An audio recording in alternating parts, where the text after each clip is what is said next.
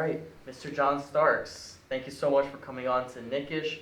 Former All-Star, former Sixth Man of the Year, All-Defensive Second Team, and most importantly, the person who helped me get to college. So I am a former recipient of the John Starks Foundation Scholarship, and diehard New York Knicks fan. Yes. So first and foremost, I want to ask you how you done this golf tournament. It was always a special day whenever we come out here to this course, Tamarack Country Club, and like I said before in the pardon statement ending the evening, is that this course always put on a special show for us, and so today is no different. The golf and the staff here was just incredible, and golf course was in immaculate condition, and so it's always special when you can get out here and play golf amongst friends, and you're playing for a cause too on top of it. So it was just a special day. So tell us a little bit more about the foundation. I understand you started in 1994, so Yeah. I'm not sure the exact month of that. I'm not sure the exact month either. So but it was my agent actually came to me and he asked me what did I want to do far as starting something to give back, and I thought long and hard. It took a couple of days and thought about it, and I just kind of remember my path to where I got to and what I had to go through coming out of high school, and I had to go through the same route as most college students do. You had to apply for these grants and what have you, and so I wasn't drafted. I wasn't recruited in college because I only played 1 year of high school basketball. So that process was a long, tenuous process, as you know, like you've been through it. Yeah. And I said, you know what, this is something I want to do, give back and give high school students a chance, like I had a chance. And so the foundation started, I want to say sometime during in July, somewhere around in there, possibly. It might have been, I know it wasn't during the season, but afterward.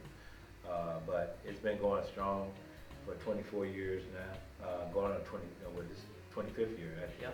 2019. But the golf tournament has been going strong for 24 years. So it's just worthwhile just doing something special like this. Now, what's definitely admirable is I feel like a lot of athletes start foundations such as this towards the tail end of their career, but you started this at the prime of your career. Yeah. So, any particular reason why you decided to do it? It happens to be the year that the Knicks made the NBA Finals. So, Any And particular it's reason? probably one of the toughest years that I had, obviously because of Game 7. But outside of that, it's probably was a special year because I did start the foundation during that time. And like I said, as athletes, you go through a lot to try to make it, and some have it harder than others. Obviously, I had a tough upbringing, and I went through a lot to get to a point in my life, and so I understand, what people go through and the struggles that they go through, and so it's a lot of foundations, athletes foundations that started around by my time, and they're no longer there. Yeah. So I've been very fortunate and blessed that I had good people like Jennifer Alfred, who's the director of my foundation, and the volunteers that come out and support the foundation, and then the sponsors, corporate sponsors, and just friends, who want to see this thing continue. And so, like I said, we've been going strong ever since. Quarter of a century. That's amazing. That's Yeah, it is. every year you've helped college students out. Yeah. With financial help into going to college. Yeah, So yeah. absolutely, definitely. Yeah. Congratulations And for we- hitting the course. Hey, let me tell you something. Yeah. We turn out incredible young men and young women like yourselves that go on and do great things and remember. And like you're doing is giving back. So that's what this is all about. Is like just paying it forward. You know what I mean? And you do a great job of giving back. And so I had to commend you for what you do and seeing that. So I know my partner here wanted to ask you a little bit about your game in particular. We got to get to it. Yeah, no problem. So John, you mentioned some of those struggles really growing up, and Yeah. I feel like a lot of what Knicks fans around the world love so much about watching you play is that you're just an energizer on the court. You get the game going, you get the crowd going right with you. Whether it's your athleticism, whether it's your defense, whether it's dunking on anybody, everybody loved it. One thing a lot of people surprisingly don't know is like you're the Knicks season record holder for threes made in a season, I think with 217. Yeah. So that really goes to show like the versatility in your game. Would you say players nowadays today, a lot of them lack that sort of all-around versatility, or would you say that in today's game it's just evolved to a point where it's focusing more on specialization in certain skills? Yeah, I think a lot of these guys have an all-around game, but you know, it's always been that way. You have some guys who are better on the offensive end, not so good on the defensive end. You have a guy that's great on defensive end, not so good on the offensive end. But the game has changed so much from the time I played because of the rules for the offense is much more easier, I would say, to create more offense for yourself. And so, you know, the athletes are just gifted now, you know what I mean, with their ball handling skills and the way they can shoot the ball. Obviously, Steph Curry has brought in that new era of shooters. You know, everybody shooting threes, you know, from fives all the way, you know, from ones all the way to fives. It used to be a time where if a big man shot outside of 15 feet, he'd probably be coming to the bench, but it's not like that now. You know, and the crazy thing is like coaches encourage that. Yeah. You know what I mean? So the game has evolved into that aspect, and you know, it's not a low post game no more. You know what I mean? Back when I played, pretty much every team had big men, and so the ball went inside. You know, either they get double or they kick it back out or they go one-on-one, and you know, it's not that way no more. It's more outside, inside. You know what I mean? Guys are driving a lot more. The lane is a lot wide open, so you see a lot more layups, and they kind of discourage the physical play now. So, you know, it's more, I guess, entertaining to fans to see that. But I know hardcore basketball, you know, fans like the old way that we played, physical style of basketball and fight for everything. But it's not that way no more. But I enjoy watching it. I would have loved to play in this era of basketball. Yeah, you know, I would have loved it. I would have loved it. So yeah, it's really great to hear you talk about today's NBA in a very positive way. A lot of people love to compare eras without really realizing how different it is in both eras. So what would you say, a lot of people love to look back at the 90s Knicks that you were such a huge part of and say, hey, that's when the Garden was really rocking, that's when the Knicks were amazing. What would you say the current Knicks or the current Knicks as an organization need to do to get the Garden back to what it was in the 90s? Well, I work for the organization, so I think we're moving in the right direction. Obviously, we didn't have some lean years, but I think Steve Mills as well as Scott Perry and Coach Fizdale are doing a tremendous job. Drafted very well this year. We brought in some good, talented free agents, some young free agents, and some veteran guys to go along with that young talent. You know, when I came in the league, I was very fortunate. I came in on Golden State team in 1988, and Chris Mullin was my veteran guy, as well as a lot of guys that was on there, and me and Mitch Richmond actually came in together. So when you're a young player, you come in the league, you want to learn from veteran guys on how to work and how to stay in the league and how to prepare yourself mentally and physically. I think Coach Fizdale as well as Scott Perry and Steve has done a good job of mixing it up with the young and the veteran guys, and because the veteran guys are going to show the young guys on how to work and what it takes in order to win and what it takes in order to stay focused.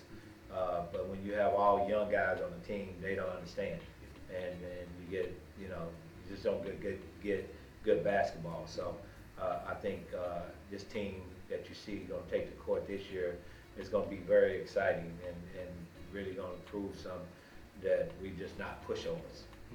So while we're on the subject on today's Knicks team, there's a particular player who gave you a shout out on a recent interview, RJ Barrett, who we're so excited to see come play in for the New York Knicks. So during the interview, he mentioned John Starks, one of his favorite players. So what are your thoughts on RJ Barrett coming in? I like RJ. I really do. I think he's hungry, first and foremost. I think he has the right mental makeup to play in New York. Most guys, when they come to the city, they get lost, but he seems like he's a very mature for his age, and you have to be that way in New York. You know, you have to stay focused. As you know, the city can take you out, you know, if you let it. So I think he understands that he has a lot on his shoulders, and but I think he wants that. He wants that pressure, and that's the first thing. You got to want the pressure. And you know, he's a hard worker. He comes from a good family. He obviously came from a good school and good coaching and Coach K. So he's going to be fine. He's going to be fine. I'm looking for some great things out of him in the years to come. You know what I mean? This is obviously going to be his first year. So it's a learning experience for you when you first get in this league. But like I say, he's a hard worker, and he wants to improve in the areas that he know he needs to improve in. So I'm excited. I'm excited about this team. He likes to keep his practices private. Yeah. Get a chance to take a quick peep on I what haven't he's been seen. working No, on. I haven't got a chance. Unfortunately, I haven't really. I got a chance to meet him yet. He's been traveling. I've been traveling. And so, but I'm going up to training camp, so I get a chance to meet him up there. But like I say, you know, he got a bright future ahead of him. Absolutely. So New York actually, despite the fact that you're from Tulsa, Oklahoma, you represent what New York is really about, that grit and grind. Now, throughout your life, especially in your early 20s, you did go through some hardships, but you really had that grit to take that extra mile and really, you know, come out successful. So, what really pushed you to come out, despite, you know, dealing with some losses or some hardships, really made you come out and then eventually become an all-star? Mm-hmm. Well, I think it's just my upbringing and the struggles that I had to go through, as well as my family had to go through, and being from Tulsa, Oklahoma, is a very sports-oriented community down there, and you had to bring your game. And when you play against your older brothers, you know what I mean, they push you to a whole other limit, as you know. And so I think the fight was just kind of instilled inside of me, you know, through them as well as through my mother and my grandmother, watching them struggle to try to feed us and clothe us and put a roof over our head. That fight was just in there, you know what I mean? It makes you hungry. And I think once you lose that hunger, and you just kind of lose something. And so, but I always felt like I never made it. Even when my playing career was over with, I always just felt like I never made it, so it kept me hungry. Right. You know what I mean? Some guys get in here. I didn't have a couple of guys that I played with get in and get their first contract and just stop working. You know what I mean? They forgot what it took in order for them to get here. And so, you know, that hunger was just always there. And, you know, my older brothers, they was football players. So my playing with them made that mentality, that rough, rugged mentality. And so, but like I say, the area I grew up in was all like that. You know, you had to, when you come to the playing field, whether it's playing football, baseball, basketball, you had to come hard. All that's necessary to really shape you who you are today. Was there a particular memory that you have where something didn't go the way you're hoping for? How did you really respond to that? Oh yeah, I'm glad you brought that up. It was my 6th grade coach. He didn't give me that MVP what's trophy. What's his name? What's his name? I'm not gonna say his name. I'm not gonna say his name. I don't put him out like that. But I felt that I should have won the MVP trophy when I was in the 6th grade, and he gave it to a kid. But I'm not going to talk about why he gave it to that kid. But anyway, it really taught me something. You know what I mean? Don't get your hopes up too high about something and put everything in a piece of metal. You know what I mean? But it would have been the biggest trophy on my grandmother's mantle, and it killed me. You know what I mean? Because I would have had bragging rights over my older brothers, you know, that I had the biggest trophy on the mantle. But ever since then, I really didn't play for trophies. I always played just to win. You know what I mean? I didn't go out there to, you know, try to go out there and win the MVP, but my goal was to go out there and compete and win for my teammates.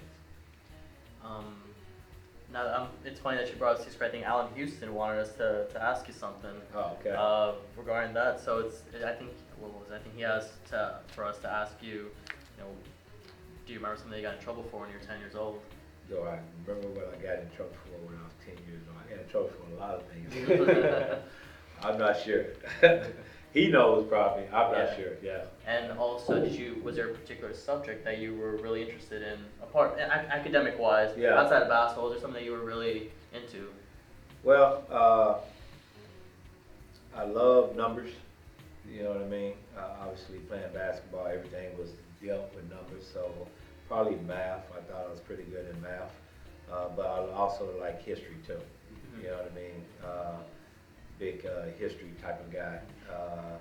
And I like, I used to look at Wild Kingdom. I don't know if you guys That's a know book, right? No, it's not. No, it's that not was a a show. book. Wild Kingdom was a show. Yeah, not too young for that. But it used to, the animal show. It Yeah. used to come on. So I still even watch a lot of animal shows today. You know what I mean? Yeah. I mean, speaking of extracurriculars, if you're not spending time with the Knicks or not spending time with your organization, what can people find you doing in your free time? Playing golf. I was just about to say. And not golf. What else? You already know what I'm doing. Probably playing golf. Well, I try to keep myself in shape. Obviously, I was telling people about the total body board, which I work on quite a bit to try to keep myself in shape. As you get older, man, it's just the hardest thing. Yeah. You know what I mean? Your level of energy goes down, and so I try to make sure that mentally I stay focused on that because health is so important. You know what I mean? As you move through life, we try to encourage young people, make sure that they stay healthy at a young age and try to keep themselves right because a healthy body creates a healthy mind, as you know. And so, I just do those little things right there and just try to live life. Well, we actually do have a lot of listeners from all ages, so if you want to add a little bit more about Total Body Workout, because we did get a little bit of a demo, it was amazing what they were doing.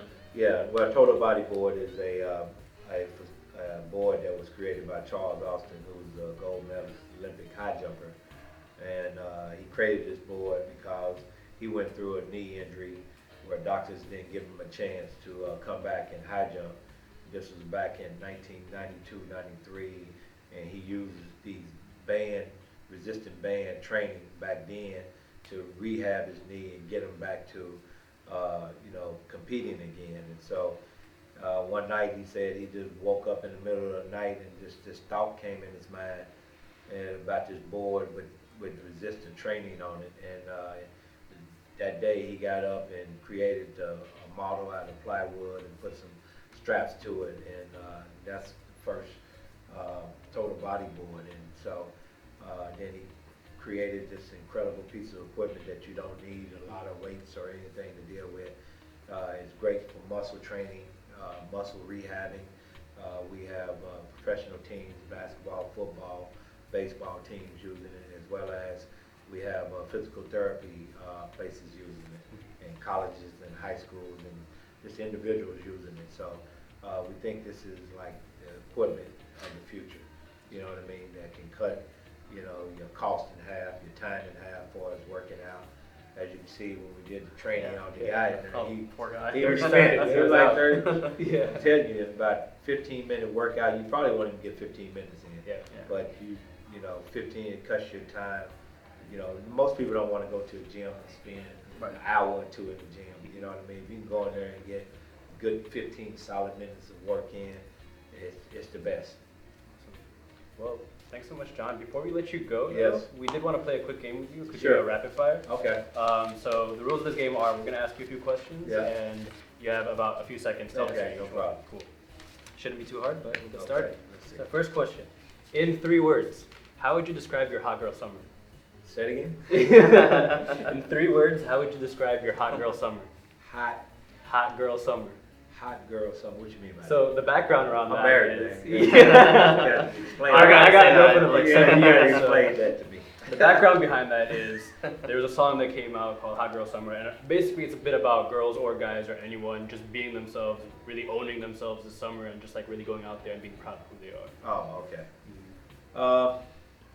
In 3 words, confident, good looking. I can't say the other word, but all right, we'll move on to the next Okay. So let's say you're going back into another Game 7 finals. yeah. You could choose one song to listen to really get yourself going, pumped up, or also even also relax. So, what song would you go with? Man, that's a good one.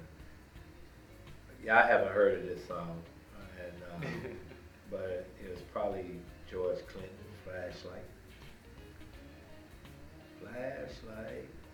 You get listen. I'll listen to it. We'll listen to it. In your honor, we'll listen to it. Awesome. All right. If you were in the Avengers, what would your superpower be? Oh man, probably X-ray vision. Ooh, X-ray vision. That's the Yeah. first tonight. Yeah, X-ray vision. Why X-ray vision? Cause I want to see who's coming at me. I want to see who's behind these walls. So that's what MSG does see. Yeah. Or was that cameraman? So the final rapid fire question that we have for you, our brand name is Knick-ish. Knick-ish, So yeah. what does Knick-ish mean to you? Knickish means loyalty. Really all in with the Knicks. Just like this fan base here in New York is just incredible. You know, I've never been on a team, and I've been on a couple of teams in the NBA where I'm going and talking to a fan, and the first fan saying, "How we doing?" They don't say how you doing. It's how we doing. You know what I mean? Knicks fans are invested in this team. Yeah. Everybody think this is a football, city, but it's actually a basketball city by far, and that's what Knickish mean to me. Awesome, that's amazing. That we think we always say we as in we're the Knicks too. Yeah. I'll talk to anybody. I'll be like, yeah, we're Yeah, expecting some big things this year. Exactly. So that's pretty much it as far as rapid fire questions go. Yeah. So before we let you go, we do have one more quick game Sure. of rock paper scissors. Okay. Now with some quick stakes. If I lose, I'll take your luggage back to your car. I saw this right here. But if we win, we're hoping you could take one of these hats and just give it your quick autograph. So Awesome. we taught Bernard King how to play earlier tonight. Okay. So. All right. So rock, paper, scissors. Oh, okay. All right. So I'll do it the third one. Okay. Rock, paper, scissors. All right. So you want scissors? Oh, did You, Yeah. Is that a single scissor? Yes. I'm signed the hat anyway. I appreciate it. Thank you so Thank much. you. So, Mr. John Starks, thank you so much for coming on to the show. Thank you guys. It's an honor. You Thank you are so much. Thank you. you're one of the most beloved Knicks Yeah. in history. Everybody has such a Honored. soft spot for you, and we're so honored to have you on our show. Yeah, so thank you. thank you so Thank much. you for what you do too. Thank Appreciate you. it.